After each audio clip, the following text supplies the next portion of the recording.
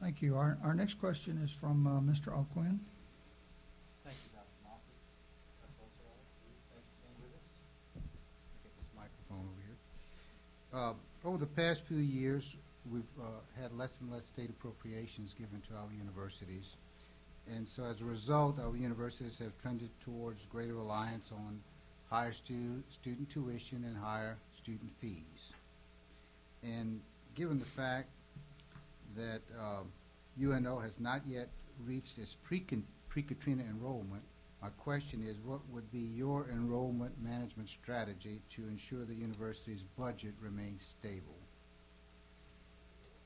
Well, a lot of universities are facing exactly those sorts of problems, and we've gone, I think, from when I came to from 60% state support to about 40% state support. And of course, tuition has risen, and the legislature is becoming really uncomfortable with that, as they should. But they need to realize that they're a part of the problem as well as the solution. And what we all need to do is realize that increasing enrollment is incredibly important, because adding marginal students does not add the same amount of cost as the original set of students added. So adding students and ensuring that you have new streams of students coming in, whether they're international students, out-of-state students, or out-of-area students, are especially important to regional universities. But even more important, and it's part of the reason that the states are emphasizing both retention and graduation, is that if you can retain students, it's a lot more efficient to retain a student than it is to recruit a new student. And so we have extensive retention efforts. We have an extensive PR effort that is aimed toward a culture of graduation. And then we have added to that additional international student recruiting. We've increased our numbers of international students by about 20% actually in the last year. And that's been very important, both in terms of the diversity of the campus and in terms of having more enrollment on campus. But you do all of those things, and you also improve the campus environment to the extent that you can, because that's part of retention as well. Thank you. I have a question, and then we'll go to the public questions. UNO, of course, is classified as a Carnegie doctoral institution with high research activity. And we've obviously talked about retention and graduation rates and the importance of that. How do you balance the research agenda with the university's primary mission of teaching? Gee, I didn't see that in conflict. But that's a good answer. Maybe. Just elaborate a little bit on it. The research agenda really supports the teaching agenda, and our approach has been to involve our students in as much as possible in research endeavors, and we have an extensive number of students involved in our faculty's research endeavors. That undergraduate students can be involved in research just as easily as graduate students can. Well, maybe not quite as easily, I'm exaggerating slightly, but they can gain an unbelievable amount of knowledge and experience by being involved in faculty research. And if faculty are not involved in research, they simply are not as excited about teaching, as far as I'm concerned, as the ones who are involved. So I don't see it as a conflict. We're going to move to the public questions. Dr. O'Hara? Thank you, Dr. Moffitt. Good afternoon, Dr. Wartell, Ms. Wartell. I have 5 questions, Dr. Wartell, that have been submitted by the audience for your consideration. I was worried they were 5 of your own.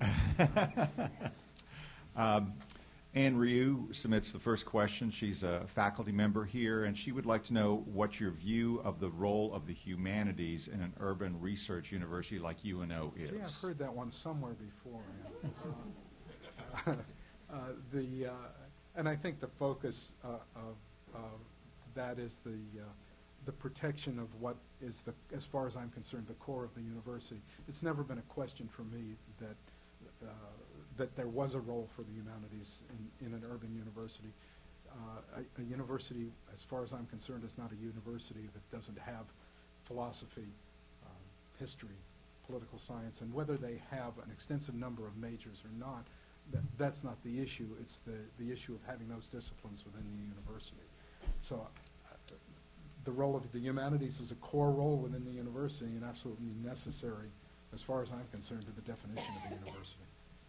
Thank you. Our next question comes from Nick Catrera. He's a staff member here at UNO.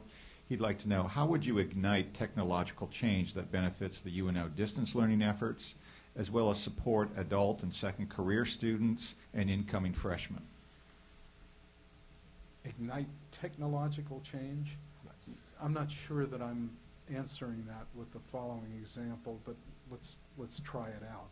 And that is that we have an experiment that we're conducting at IPFW now with iPads.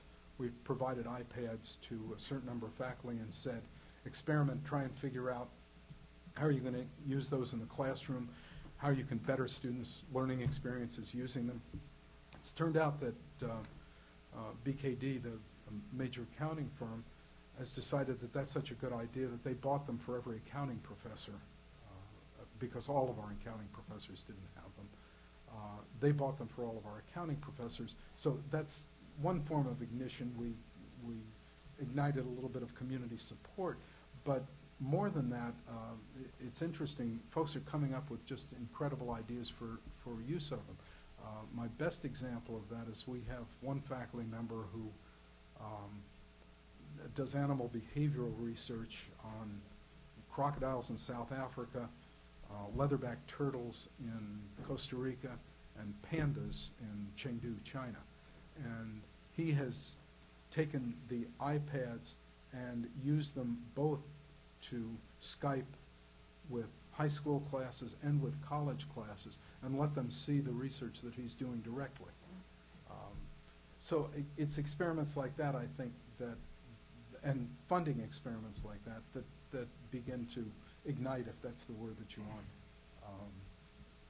that experience. Once again, that wasn't my word. Well, that's all right. It's not a bad word. It has more than 4 letters. Our third question comes from Sybil Boudreau, a faculty member here at the university. She'd like to know, is post-tenure review important in the academic enterprise, and how would you structure such a review at UNO, and what results would you expect from such a process? Well, yes, I think post-tenure review is important. I can look back on my experience as a graduate student at Yale and point out professors who got tenure and quit.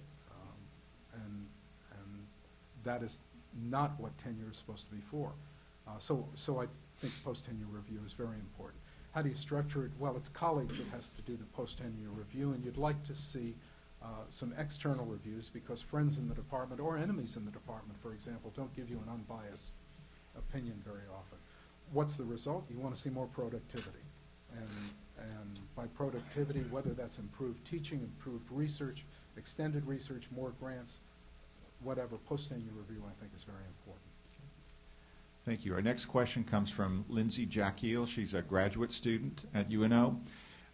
She'd like you to describe your understanding of New Orleans' specific context and how you will capitalize on it to advance the university. New Orleans' specific context. I'm not sure I can define that.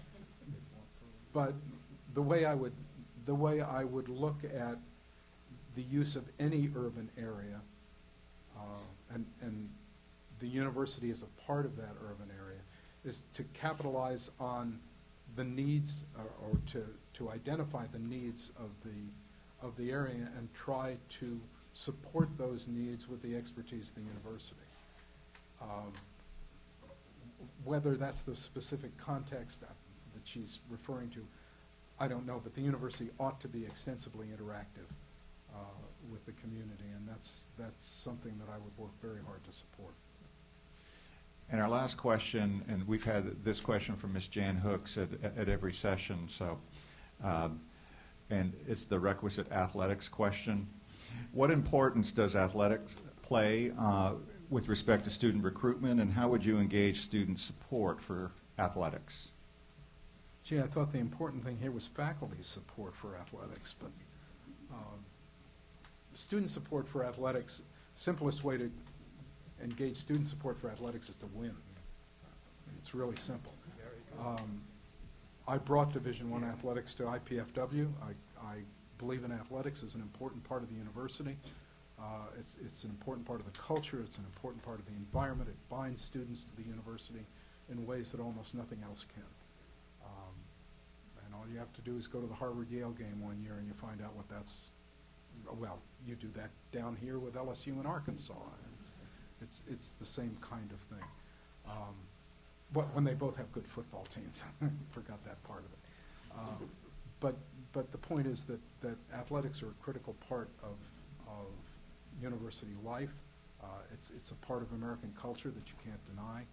And engaging students in athletics comes with winning, but also with developing the excitement around athletics that makes things more than an athletic event. And that means pep bands, rallies, the excitement of having the athletes represent the university and be great ambassadors for the university. You need a quality program to engender the kind of support that it ought to have, whether it's the community or the faculty or the internal university community or students. Thank you. That concludes our public questions. Dr. Moffitt.